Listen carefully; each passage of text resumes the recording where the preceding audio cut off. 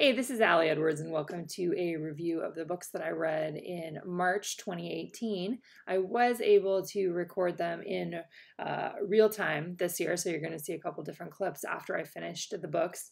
This month I only got 2 books read, just how it went, which is totally fine. One I absolutely adored and one that I thought was just okay, and so you'll see both of those reviews coming up.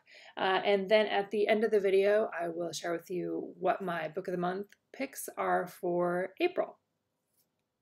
Hey guys, it's Allie, and it is almost 9 o'clock on a Friday night, and I just wanted to come in here because I just finished this book, and part of what I wanted to do in this video series was give you some of my real-time reactions right when I finish a book. And I have to tell you that this book started out slow for me. I don't even know if slow is the right word, but it took me a while to get into it. But once I did, I love this book. Like I really loved this book. The writing I thought was magical.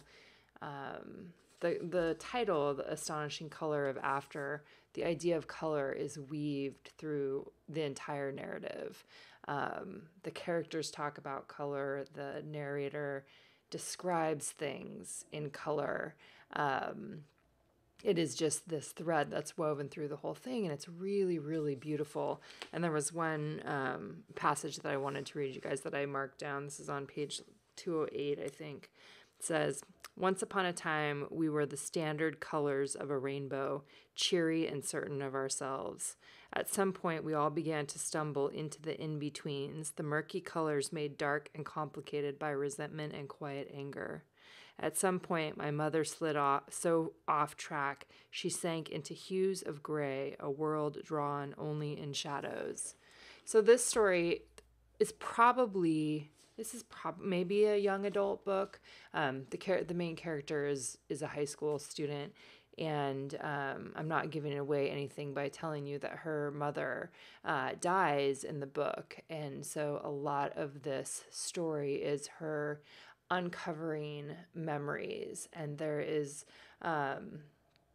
just this wonderful back and forth between memories that the daughter is allowed to see. That's part of the magic of the book, and relationships that begin and continue through the death of her mother. This book is also definitely focused on mental illness in terms of the mother commits suicide, and she had suffered from depression, and that's definitely a piece of what the story is talking about. And at the end of the book, there is also a note from the author that's talking about suicide and talking about the stigma of mental illness, and that we need to be talking about it.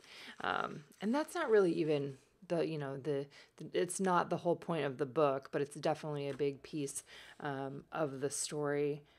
It's a beautiful story. It's really well written. It's crafted in a really a wonderful way, especially for any of you out there who are memory keepers or are interested in the interplay of right now and memories and how that impacts how we live our lives. There's a lot of that within this book. So, like I said, started off, I never would have imagined that I would be so highly praising this by the end, but by the end, I really loved it, and it's definitely one that I would recommend and that will stick with me for a long time. So again, it's The Astonishing Color of After by Emily X.R. Pan. I got this from Book of the Month. Hey, I'm actually coming to you from a little beachy getaway, and I finished up this book, which was The Last Equation of Isaac Severy. And this book took me a long time to read, and I think it was because I was reading it in really short spurts and I kept forgetting what was happening. It has a lot of characters, and I just kept going like, who is this and what's happening? And because of the way that I was reading it, it just never felt like it was hooking me. We got here to the beach, and I was probably about halfway through it, and I was like, okay, I'm going to give it one more dedicated attempt at reading it and see if I will get hooked into it. And I did. So the last half went a lot faster, and that could just be because I'm at the beach and I don't have the same obligations that I have at home. And also this month we watched a lot of documentaries. So that ended up being the time where I normally would have been reading. I was watching documentaries. And also because spring has started to hit here, I've been spending more time out in the yard rather than inside reading. So overall, I would say I like this book. I like the, it's a lot about math and a lot about science, but from a storytelling perspective, like the math and science ideas are weaved into this story of a family. And what I felt like in the end is like everything was put back into very neat boxes, kind of like everything went back the way that it needed to be or whatever, or the way that it should be. Or it just, the storylines were ended neatly. And sometimes I like that and sometimes I don't. And that was just something that stuck out for me this time with this book. Definitely not in the love category for me, like some of the other ones that I've read lately where I was like, oh my God, I love this. This is one of the best books ever. But definitely I feel like it was worth reading, entertaining. And the last part of it where things were kind of coming together and pieces that I hadn't anticipated happened were good. So that is The Last Equation of Isaac Severy. And real quick, here is a look at the books that I picked for Book of the Month.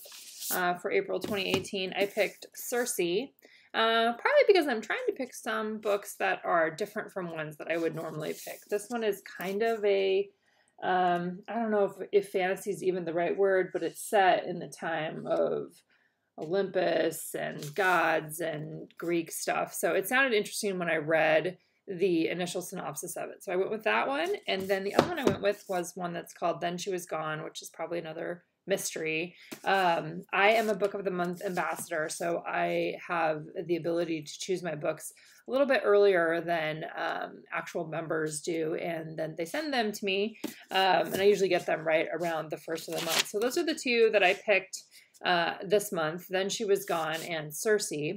Another book that I wanted to mention, which is a Book of the Month option this month, which I actually got from the publisher because I've met this person, the author, before. This one is called The Girl Who Smiled Beads. And I met Clementine when I went to it's not even a retreat, a gathering of women that was put on by the One campaign a couple years ago in Washington, D.C. And it was really cool. And she was there at the time. And so I will be probably putting this up to the top of the things that I read this month, but it's not from Book of the Month, but they do have it available. And mine is just an advance copy. So probably Book of the Month may be the only place that you can get it right now, but I'm not sure about that. So this one is more of a memoir about her experience fleeing from Rwanda and all of the different things that have come about because of that. So this is a nonfiction memoir, but sounds really good. And because it's somebody that I have met in real life, it's even more interesting. So those are the 3 books on tap for me in April, and we'll see how it goes, and I'll give you an update next month.